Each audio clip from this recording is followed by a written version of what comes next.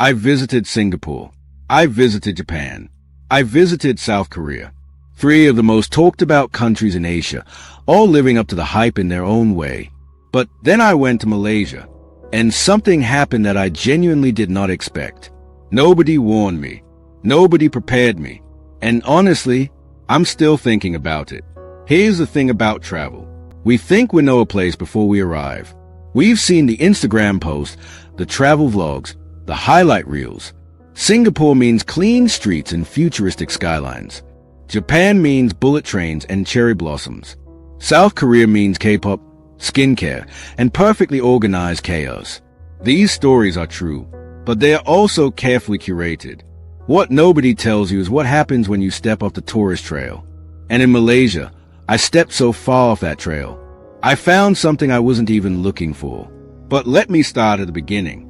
Singapore genuinely feels like someone downloaded a perfect city and uploaded it into real life. The air smells clean. The MRT runs on time, every time. Street food is cheap, extraordinary, and available at midnight without a second thought.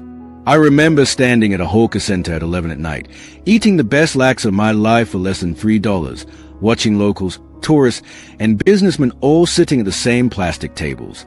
No hierarchy, just food, just life. It almost felt too good to be real. And in many ways, it was a version of reality that had been engineered that way on purpose. Singapore works because someone made it work. Deliberately, precisely, and that precision is both impressive and slightly sterile. Then Japan.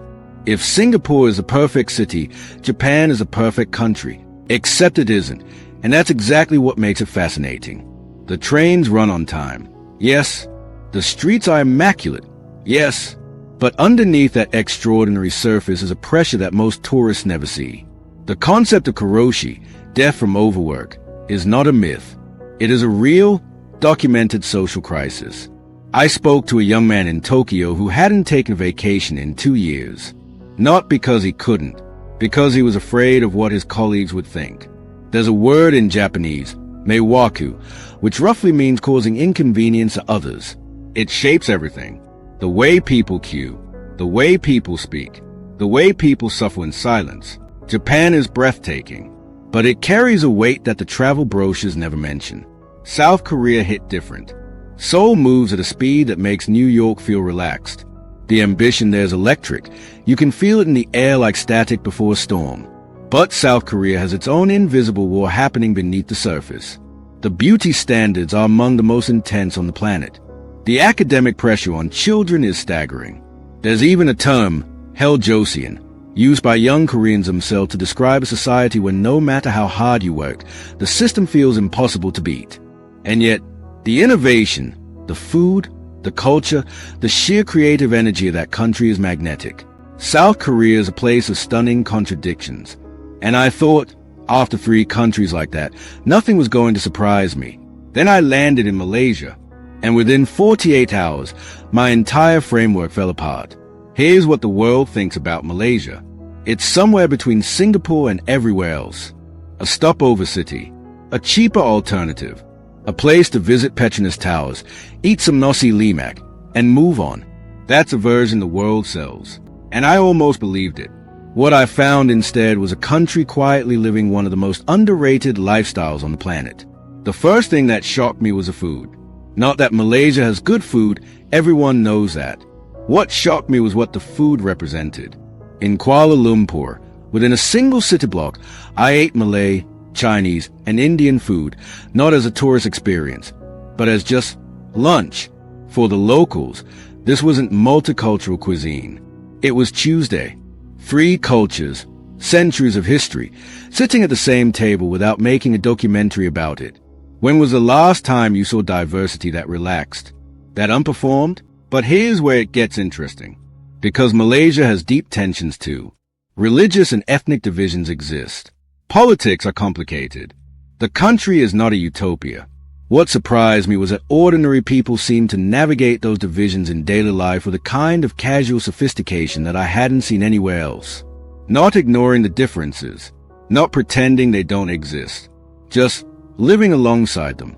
A Chinese uncle running a kopitiam next to a Malay family's roti canai store, both doing business, both feeding the same neighborhood.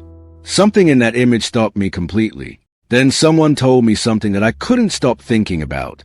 They said, Malaysia is a country where everyone complains, but nobody actually wants to leave. I laughed, and then I looked at the data. Malaysia consistently has high rates of immigration, but it also has high rates of return. People leave, chase opportunities, see the world, and then something pulls them back. What is that thing? Is it family? Is it the food? Or is it something less tangible, a quality of life that doesn't show up on any global index? Because here's the truth that the rankings don't capture. Cost of living in Malaysia is low enough that a middle-class family can actually afford to live like a middle-class family.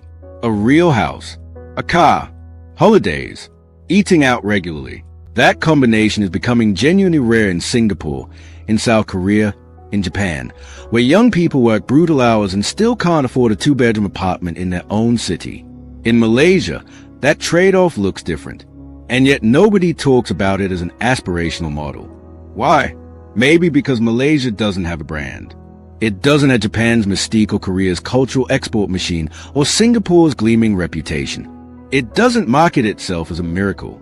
And so the world underestimates it quietly, politely, and completely. I walked through Penang at golden hour one evening. Georgetown, a UNESCO heritage site, walls covered in street art, old clan houses, the smell of char kway teow drifting from somewhere around the corner. A group of elderly men played chess outside a coffee shop that had been there for 60 years. A young woman in hijab scrolled her phone next to a table of young Chinese men watching football. Nobody was performing tolerance. Nobody was making a point. They were just there, together, existing. And I thought, this is something. This is genuinely something. After Singapore's engineered perfection, after Japan's beautiful, suffocating order, after Korea's electric, exhausting ambition, Malaysia felt like a country that had figured out a quieter, messier, more human way to live. And somehow, that was more striking than all the skyline combined. The shock wasn't that Malaysia was perfect. The shock was that it was imperfect in all the right ways. Chaotic enough to feel alive. Diverse enough to feel real. Affordable enough to actually breathe. And warm. Genuinely, uncomplicatedly warm. In a way that five-star hospitality can't manufacture. Every country I visited taught me something. Singapore taught me what's possible when a society decides to be disciplined. Japan taught me the cost of perfection. South Korea taught me what happens when ambition becomes culture. But Malaysia taught me something I didn't know I needed to learn. That a place doesn't have to be the best at anything to offer something extraordinary. Sometimes the most powerful thing a country can give you is a feeling that ordinary life is worth living. I didn't expect that from Malaysia. I really didn't. So I'm curious, have you ever been somewhere that completely rewrote what you thought you knew? A place the world overlooked but you couldn't? Drop your experience in the comments. Because after this trip, I'm convinced the most interesting places on Earth are the ones nobody's talking about. And if this video made you see Malaysia, or any country, a little differently, then that's exactly why I make these. See you in the next one.